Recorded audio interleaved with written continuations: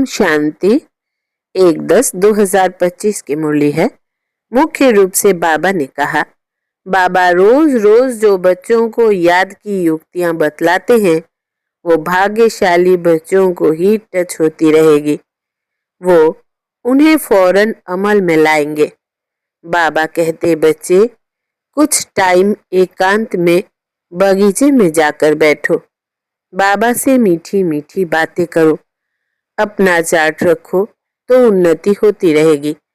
आगे कहा, ज्ञान के तीसरे नेत्र को धारण कर अपनी धोखेबाज आंखों को सिविल बनाना है। याद से ही कर्मेंद्रियां शीतल सतोगुणी बनेगी, इसलिए यही मेहनत करनी है। धंधे आदि से टाइम निकाल एकांत में जाकर याद में बैठना है। कारण देखना है कि हमारा योग क्यों नहीं लगता है। अपना चार्ट जरूर रखना है। अब सुनते हैं महावाक्यों को विस्तार से। बाबा ने कहा, मीठे बच्चे रोज रात को अपना पोता मेल निकालो, डायरी रखो तो डर रहेगा कि कहीं घाटा न पड़ जाए। प्रश्न है, कल्प पहले वाले भाग्यशाली बच्चों को बाप की कौन सी बात फौरन टच होगी? उत्तर, बाबा रोज रोज जो बच्चों को याद की युक्तियां बतलाते हैं वो भाग्यशाली बच्चों को ही टच होती रहेगी। वो उन्हें फौरन अमल में लाएंगे। बाबा कहते, बच्चे कुछ टाइम एकांत में बगीचे में जाकर बैठो, बाबा से मीठी मीठी बातें करो, अपना चार्ट रखो तो उन्नति होती रहेगी। ओम शांति। मिलिट्री को पहले पहले सावधान किया जाता है। Attention please. बाप भी बच्चों को कहते हैं, अपने को आत्मा निश्चय कर बाप को याद करते रहते हो। बच्चों को समझाया है, यह ज्ञान बाप इस समय ही दे सकते हैं, बाप ही पढ़ाते हैं। भगवान वाच्य है ना। मूल बात हो जाती है यह कि भगवान कौन है, कौन पढ़ाते हैं। यह बात पहले समझने और निश्चय करने की होती है। फिर अतीन्द्रिय सुख में भी रहना है। आत्मा को बहुत खुशी होनी चाहिए। हमको बेहद का बाप मिला है। बाप एक ही बार आकर मिलते हैं वर्षा देने। किसका वर्षा? विश्व की बादशाही का वर्षा देते हैं। 5000 वर्ष पहले मिसल। यह तो पक्का निश्चय है, बाप आया हुआ है। फिर से सहज राजयोग सिखलाते हैं। सिखलाना पड़ता है। बच्चे को कोई सिखलाया नहीं जाता है। आप ही मुख से मम्मा बाबा निकलता रहेगा, क्योंकि अक्षर तो सुनते हैं ना। यह है रूहानी बाप। आत्मा को आंतरिक गुप्त नशा रहता है। आत्मा को ही पढ़ना है। परम पिता परमात्मा तो नॉलेजफुल है ही, वो कोई पढ़ा नहीं है। उनमें नॉलेज है ही। किसकी नॉलेज है?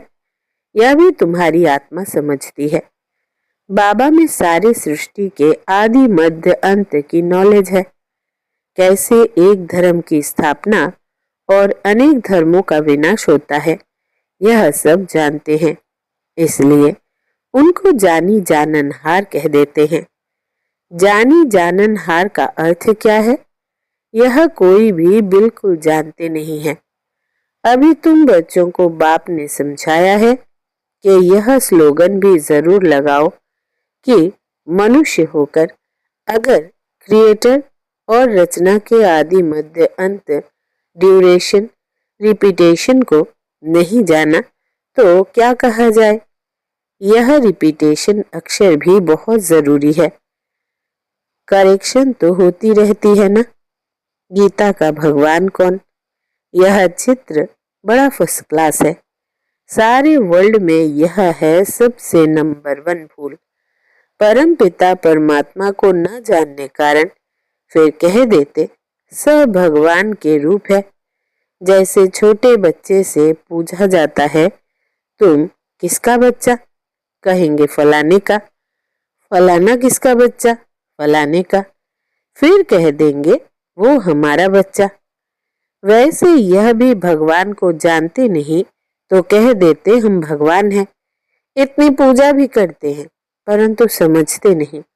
गाया जाता है ब्रह्मा की रात तो जरूर ब्राह्मण ब्राह्मणियों की भी रात होगी। यह सब धारण करने की बातें हैं। यह धारणा उनको होगी जो योग में रहते हैं। याद को ही बल कहा जाता है। ज्ञान तो है सोर्स ऑफ इनकम। याद से शक्ति मिलती है जिससे विकर्म विनाश होते हैं। तुम्हें बुद्धि का योग बाप से लगाना है। यह ज्ञान बाप अभी ही देते हैं, फिर कभी मिलता ही नहीं। सिवाय बाप के कोई दे न सके। बाकी सब है भक्ति मार्ग के शास्त्र, कर्म कांड की क्रियाएं। उसको ज्ञान नहीं कहेंगे। स्पिरिचुअल नॉलेज एक बाप के पास है और वो ब्राह्मणों को ही देते हैं। और कोई के पास स्पिरिचुअल नॉलेज होती नहीं। दुनिया में कितने धर्म मठ पंथ है, कितनी मतें हैं। बच्चों को समझाने में कितनी मेहनत होती है, कितने तूफान आते हैं। गाते भी है नैया मेरी पार लगाओ। सबकी नैया तो पार नहीं जा सकती। कोई डूब भी जाएगी, कोई खड़ी हो जाएगी। 2-3 वर्ष हो जाते हैं, कईयों का पता ही नहीं। कोई तो पुर्जा पुर्जा अर्थात टुकड़े टुकड़े हो जाते हैं, कोई वहां ही खड़े हो जाते हैं। इसमें मेहनत बहुत है। आर्टिफिशियल योग भी कितने निकले हैं, कितने योग आश्रम हैं। रूहानी योग आश्रम कोई हो न सके। बाप ही आकर आत्माओं को रूहानी योग सिखलाते हैं।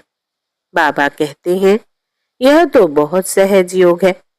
इन जैसा सहज कुछ भी है नहीं। आत्मा ही शरीर में आकर पाठ बजाती है। 84 जन्म मैक्सिमम है, बाकी तो कम कम होते जाएंगे। यह बातें भी तुम बच्चों में कोई की बुद्धि में है। बुद्धि में धारणा बड़ा मुश्किल होती है। पहली बात बाप समझाते हैं, कहाँ भी जाते हो तो पहले पहले बाप का परिचय दो। बाप का परिचय कैसे देवे, इसके लिए युक्ति रची जाती है। वो जब निश्चय हो तब समझे बाप तो सत्य है। जरूर बाप सत्य बातें ही बताते होंगे, इनमें संशय नहीं लाना चाहिए। याद में ही मेहनत है। इसमें माया ओपोजिशन करती है, घड़ी घड़ी याद भुला देती है।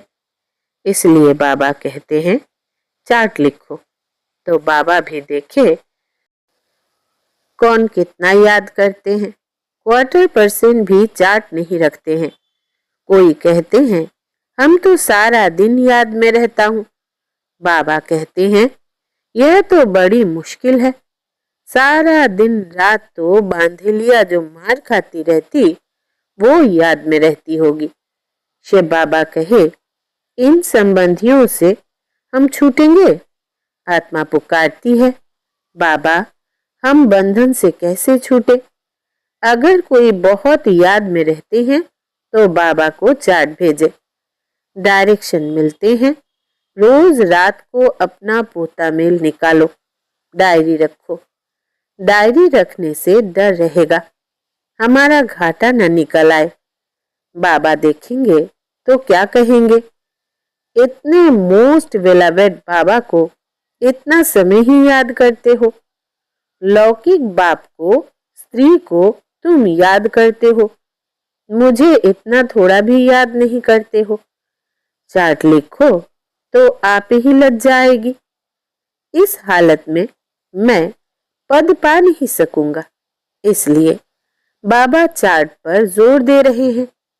बाप को और 84 के चक्र को याद करना है तो फिर चक्रवर्ती राजा बन जाएंगे।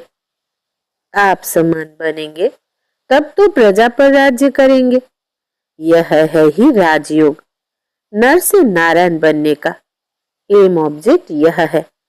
जैसे आत्मा को देखा नहीं जाता समझा जाता है, इनमें आत्मा है यह भी समझा जाता है।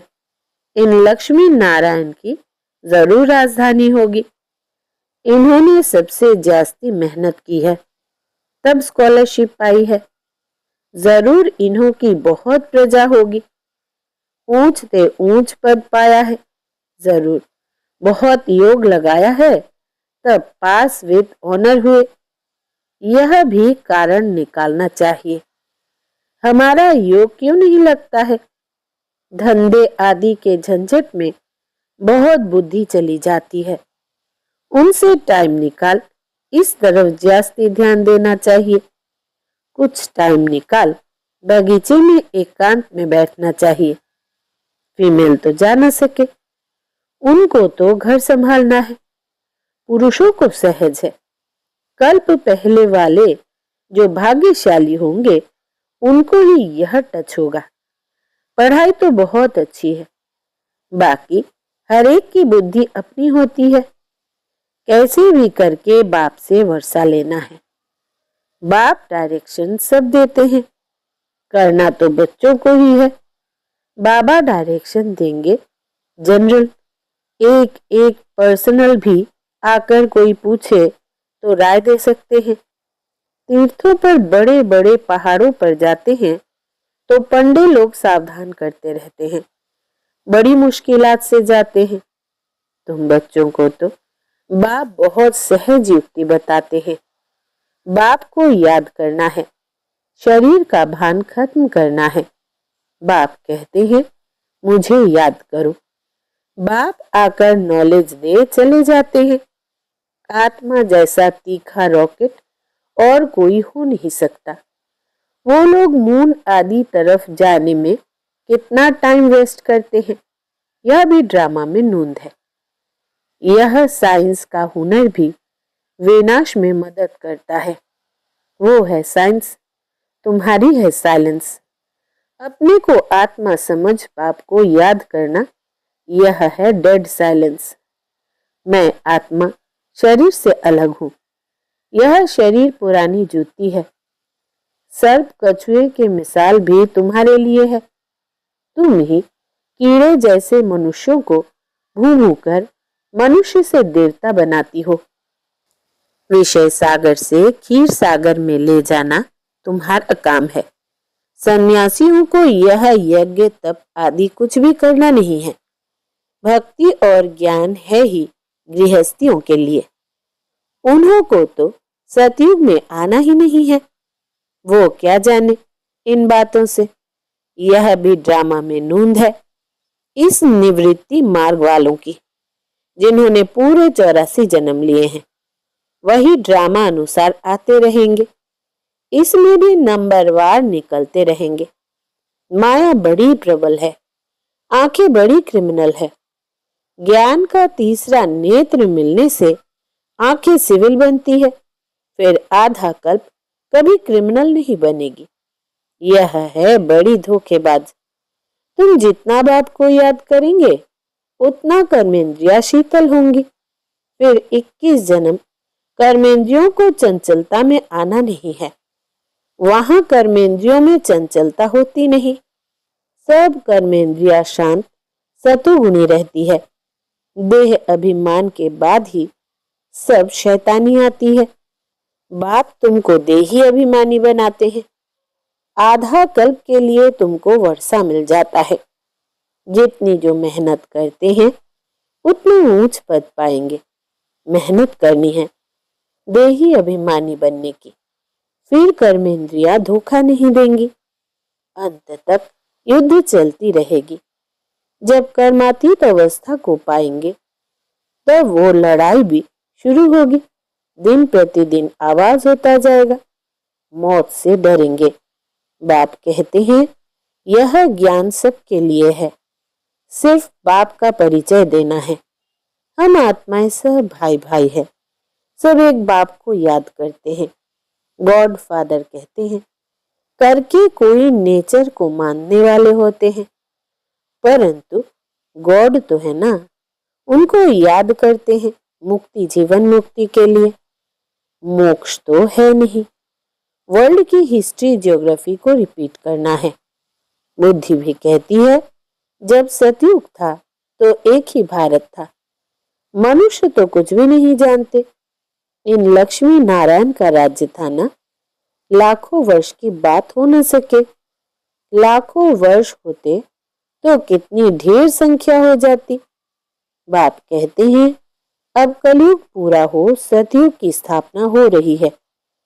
वो समझाते हैं कलयुग तो अर्जुन बच्चा है, इतने हजार वर्ष की आयु है। तुम बच्चे जानते हो यह कल्प है ही 5,000 वर्ष का। भारत में ही यह स्थापना हो रही है। भारत ही अब स्वर्ग बन रहा है।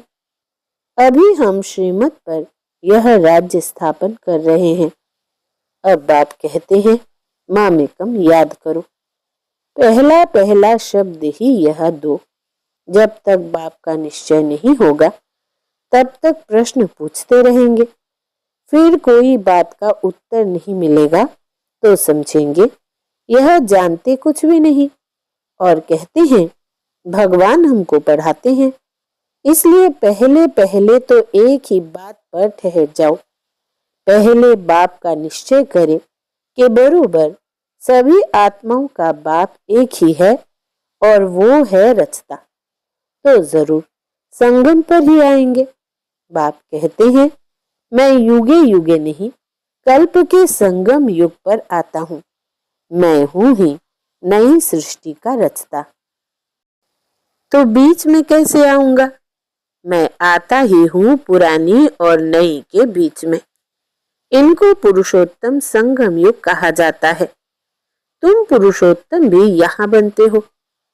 लक्ष्मी नारायण सबसे पुरुषोत्तम है।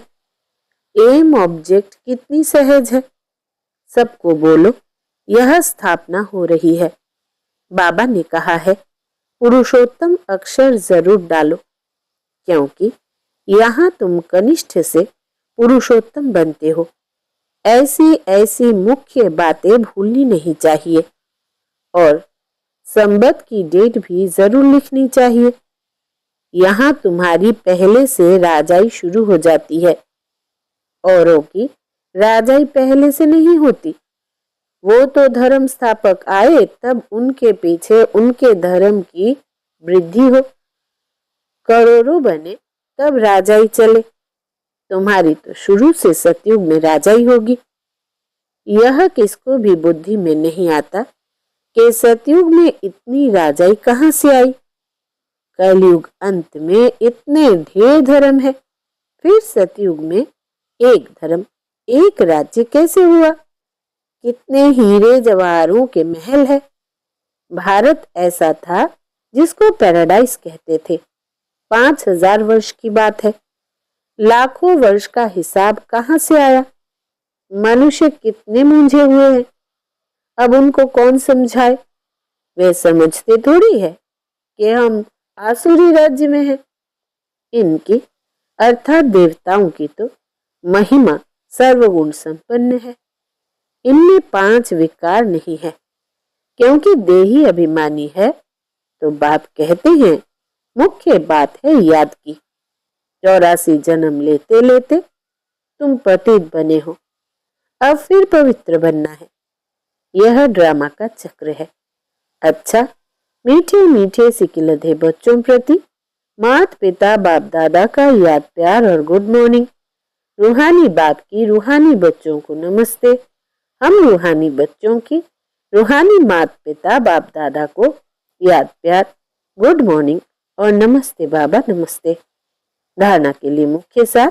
पहला, ज्ञान के तीसरे नेत्र को धारण कर अपनी धोखेबाज आंखों को सिविल बनाना है। याद से ही कर्मेंद्रिया शीतल सतोगुणी बनेगी, इसलिए यही मेहनत करनी है। दूसरा, धंधे आदि से टाइम निकाल एकांत में जाकर याद में बैठना है। कारण देखना है कि हमारा योग क्यों नहीं लगता है। अपना चार्ट जरूर रखना है। वरदान है सहन शक्ति द्वारा अविनाशी और मधुर फल प्राप्त करने वाले सर्व के स्नेही भव। विस्तार, सहन करना मरना नहीं है, लेकिन सबके दिलों में स्नेह से जीना है। कैसा भी विरोधी हो, रावण से भी तेज हो, एक बार नहीं 10 बार सहन करना पड़े, फिर भी सहन शक्ति का फल अविनाशी और मधुर है। सिर्फ यह भावना नहीं रखो कि मैंने इतना सहन किया तो यह भी कुछ करे।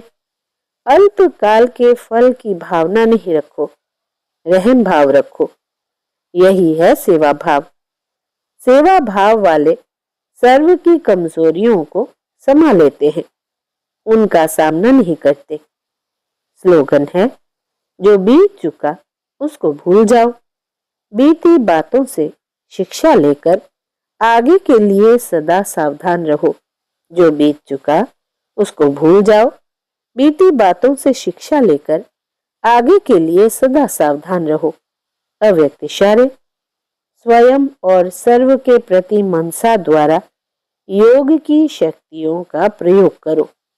जैसे बाप दादा को रहम आता है, ऐसे आप बच्चे भी मास्टर रहम दिल बन अपनी मनसा वृत्ति से वायुमंडल द्वारा आत्माओं को बाप द्वारा मिली हुई शक्तियां दो। जब थोड़े समय में सारे विश्व की सेवा संपन्न करनी है, तत्वों सहित सबको पावन बनाना है, तो मनसा द्वारा तीव्र गति से सेवा करो। योग की शक्तियों का प्रयोग करो। अच्छा, ओम शांति।